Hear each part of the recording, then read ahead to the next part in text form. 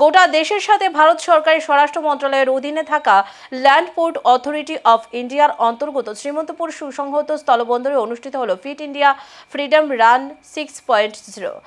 এদিন সকাল 8টায় Srimantapur land port কর্তৃপক্ষের উদ্যোগে আয়োজিত অনুষ্ঠানে সবুজ পতাকা নেড়ে ফ্রিডম রানের শুভ সূচনা করেন শ্রীমন্তপুর ল্যান্ড পোর্ট ইনচার্জ প্রদীপ সাহা। অনুষ্ঠানে অংশ নেয় বিএসএফ 81 এবং 145 নং ব্যাটালিয়নের জওয়ানরা, শ্রীমন্তপুর ইন্টিগ্রেটেড চেকপোস্টের কর্মী, কাস্টমস, আমদানি রপ্তানি বাণিজ্যে যুক্ত ব্যবসায়ী এবং স্থলবন্দরে কর্মরত শ্রমিকরা। অনুষ্ঠানে অন্যান্যদের মধ্যে উপস্থিত ছিলেন বিএসএফ 81 নং ব্যাটালিয়নের কোম্পানি কমান্ডেন্ট রাজেশ কুমার সহ অন্যান্যরা।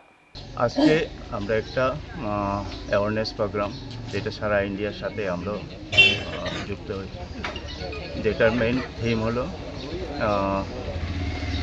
ফিট ইন্ডিয়া ফ্রিডম রান 6, মানে 6 বছর আজকে চলছে এই প্রোগ্রামে আমাদের বিভিন্ন স্টেক হোল্ডার যেমন BSF, customs, immigration, land port এবং আমাদের কাছাকাছি ভিলেজার, ওনারা আজকে এই দৌড়ে অংশগ্রহণ করবেন।